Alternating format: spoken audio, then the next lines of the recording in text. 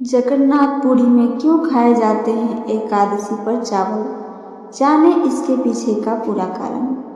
हिंदू धर्म में एकादशी तिथि का अत्यंत महत्व है।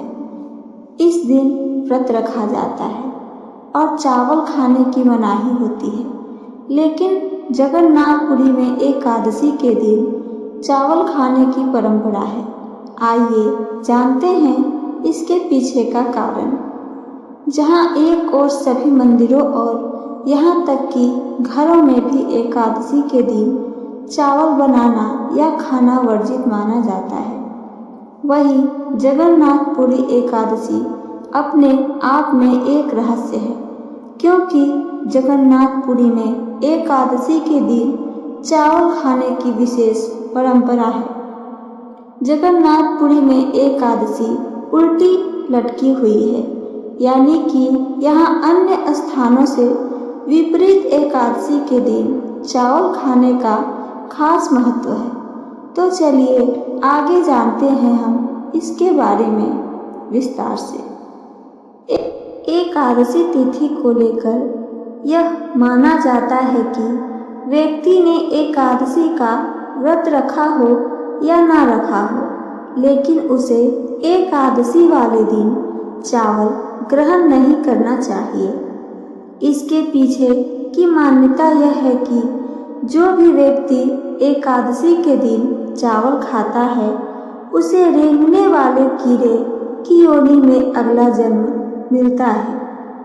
अब सवाल यह उठता है कि आखिर जगन्नाथपुरी में एकादशी को लेकर यह नियम मान्य क्यों नहीं, और क्या एकादशी के दिन चावल खाने का पाप जगन्नाथपुरी के लोगों को नहीं लगता?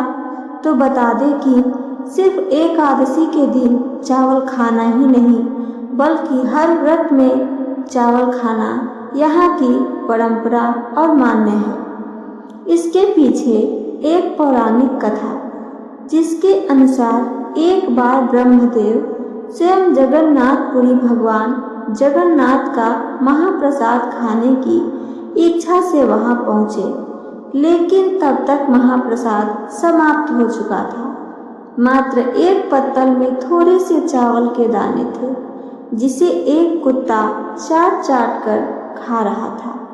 ब्रह्मदेव भक्ति भाव में इतने डूब गए थे कि जगन्नाथ भगवान का महाप्रसाद खाने की लालसा में उन्होंने उस कुत्ते के साथ बैठकर ही चावल के बचे कुचे चावलों को खाना शुरू कर दिया। जिस दिन यह घटना घटित हुई, उस दिन संयोगवश से एकादशी की तिथि थी। ब्रह्मदेव का भक्ति भाव देख जगन्नाथ भगवान स्वयं प्रकट हुए और ब्रह्मदेव को इस तरह बिना किसी ऊंच नीच के कुत्ते के साथ उनके महाप्रसाद का चावल खाते देख बोले कि आज से मेरे महाप्रसाद में एकादशी का नियम लागू नहीं होगा। बस उसी दिन से जगन्नाथपुरी में एकादशी हो या कोई अन्य तिथि, भगवान जगन्नाथ के महाप्रसाद पर किसी भी व्रत या तिथि का प्रभाव अब नहीं पड़ता है। तो इस कारण से जगन्नाथपुरी में मनाई जाती है उल्टी एकादशी और खाए जाते हैं चावल। ये सब का निष्कर्ष क्या है, आइए ये भी सुनते हैं। जहां पूरे भारतवर्ष में एकादशी के दिन चावल खाना वर्जित माना जाता है, वहीं जगन्नाथपुरी में यह परंपरा भगवान की इच्छा और उनके भक्त के भाव के कारण अपवाद बन गई। ब्रह्मा जी का प्रेम, श्रद्धा और समर्पण इतना सच्चा था कि उन्होंने भगवान के महाप्रसाद की मर्यादा को सर्वोपरि मानकर चावल को प्रसाद रूप में स्वीकार किया।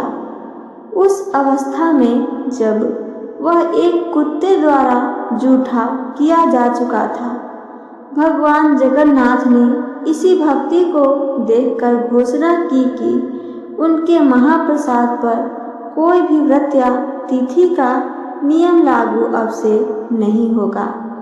इसलिए जगन्नाथपुरी में एकादशी पर चावल खाना कोई अधर्म नहीं माना जाता है, बल्कि भक्ति की पराकाष्ठा और प्रसाद की महिमा का यह प्रतीक है। यह कथा हमें क्या सिखाती है, आइए ये भी जानते हैं। उल्टी एकादशी यानी ईश्वर की भावना को देखते हैं, बाह्य नियमों को नहीं। यह कथा हमें यह सिखलाती है कि सच्ची भक्ति कभी भी नियमों और रीति रिवाजों की गुलाम नहीं होती है। धर्म का मूल उद्देश्य है प्रेम, समर्पण और करुणा। जब ब्रह्मा जैसे देवता भी एक कुत्ते के साथ बैठकर भगवान के महाप्रसाद को प्रेम पूर्वक ग्रहण कर सकते हैं, तो यह हमें यह बतलाता है कि ईश्वर के दरबार में कोई ऊंच नीच, पवित्र अपवित्र नहीं होता है। वहाँ सिर्फ भक्ति और भावना ही देखी जाती है। जगन्नाथ भगवान ने जब देखा कि उनके महाप्रसाद के लिए ब्रह्मा ने सारे सामाजिक नियमों को भुला दिया, तो उन्होंने भी एक नियम बदल दिया, यह कहकर कि मेरे महाप्रसाद पर किसी भी तिथि या व्रत का प्रभाव अब से नहीं पड़ेगा।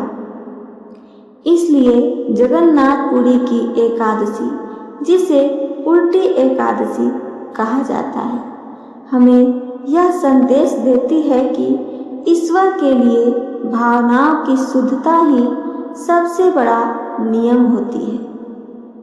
आइए आगे और भी जानते हैं।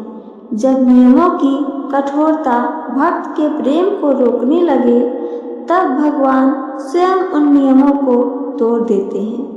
जगन्नाथपुरी में एकादशी पर चावल खाना कोई परंपरा मात्र नहीं, बल्कि ईश्वर और भक्त के रिश्ते की गहराई और व्यापकता का प्रतीक है। जहाँ प्रेम है वहीं प्रभु है। तो ये थी मेरी आज की कथा। मेरी कथा आप सबको पसंद आई है तो चैनल को सब्सक्राइब करके वीडियो को लाइक करना ना भूलें। साथ साथ अपना प्यारा सा कमेंट करके हमें ज़रूर बताइए हमारी कथा कैसी लगती है आप सबको।